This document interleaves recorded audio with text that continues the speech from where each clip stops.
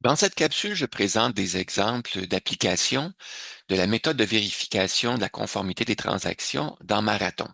Donnez-moi quelques instants pour ouvrir le calculateur. Vous devriez voir l'onglet Synthèse du calculateur Marathon. Après avoir fait l'optimisation du décaissement, on voit que la conformité des transactions a été évaluée et elle est jugée correcte pour chacune des années. Allons voir dans l'onglet Décaissement comment la situation se présente. Alors, dans la section de vérification de la conformité, on voit que pour les deux blocs de calcul, les calculs ont été effectués, mais que pour certaines années, le premier bloc de calcul n'a pas été considéré, donc non applicable, parce que pour ces années-là, il y a eu transfert de fonds euh, et c'est la deuxième méthode de calcul qui a été utilisée pour juger que les transactions sont conformes. Et plus loin, on va voir lorsque les sommes ne sont plus disponibles dans le REER, les sommes du REER sont épuisées, on voit que c'est le premier bloc de calcul qui a été utilisé pour juger de la conformité des transactions et que les transactions sont également conformes, mais jugées à l'aide de l'autre bloc. Alors, pour les exemples que je veux vous montrer, on va simuler que l'on va faire ça avant l'optimisation du décaissement. Je vais donc cliquer sur le bouton Effacer de façon à effacer tous les dépôts et tous les retraits de tous les comptes bancaires, comme si c'était avant l'optimisation du décaissement. Dans les exemples que je vais vous présenter, on va simuler que l'on va déposer un montant de 7 000 $ dans le CELI de façon à pouvoir profiter des mesures fiscales.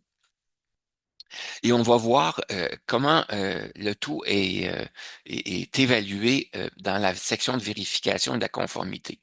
Alors, on voit que pour ces deux années-là, les transactions sont jugées non conformes à la ligne 139 et qu'un drapeau rouge a été levé à la ligne 121 pour nous indiquer que ces années-là sont jugées non conformes.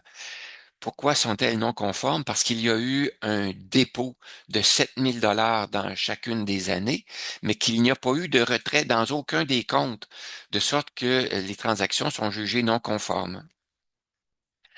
Pour que rendre des transactions conformes, on va devoir aller déposer dans d'autres comptes un montant qui va permettre de contrebalancer ces dépôts-là. Donc, pour la première année, on va aller déposer dans l'onglet, on va aller retirer plutôt dans l'onglet épargne non enregistrée un montant de 7 000 $ pour contrebalancer le dépôt du CELI. Et pour la deuxième année, on va faire ce retrait-là dans l'onglet REER. On va voir comment les deux dépôts dans des comptes différents sont traités maintenant dans la vérification de la conformité. Alors, pour la première année, le montant du retrait de 7 000 $ est égal au total des dépôts, et c'est sans transfert de fonds du REER. Donc, cette année-là a été jugée conforme à la ligne 139 et à la ligne 128. Pour la deuxième, et on voit que à la ligne 136, cette année, la deuxième méthode de calcul n'a pas été appliquée. Pour la deuxième année, c'est la deuxième méthode de calcul qui a été appliquée. La première méthode n'a pas été appliquée. La deuxième méthode a été appliquée parce qu'il y a eu un transfert de fonds du REER. Un montant a été retiré du REER, mais ce montant-là n'est pas jugé conforme. Pourquoi ça? Parce que lorsqu'il y a un retrait du REER, il s'agit d'un montant qui est imposable. Ce montant-là doit être ajouté dans l'onglet budget à la ligne 35 pour qu'il soit ajouté aux revenus imposables. Et Marathon le fait de façon automatique lorsqu'on clique sur le bouton optimiser le décaissement, mais là, on va le faire de façon manuelle. Alors, remarquez que l'écart jugé non conforme est de 9 147 $, qui est exactement le montant qui est inscrit dans comme montant de retrait brut dans le compte REER. On a prévu un montant de décaissement net de 7 000 qui a généré un impôt à payer et le total du montant de retrait brut est de 9 147 qui est reporté à la ligne 134. Alors, ce montant-là on va aller le déposer dans l'onglet Budget euh, à la ligne 35. À la ligne 35, le montant de 9 147 $ va donc s'ajouter au revenu imposable. Et ce faisant, il y a une boucle de rétroaction qui se crée.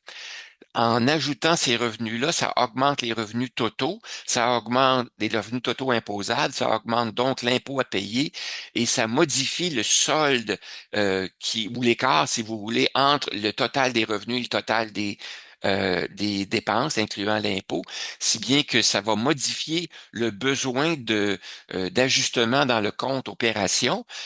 On va devoir ajuster ce montant-là pour obtenir le montant souhaité. Dans ce cas-ci, c'est environ 3 000 $. Donc, on va retourner dans l'onglet décaissement après avoir fait l'inscription du montant de 9 147 $.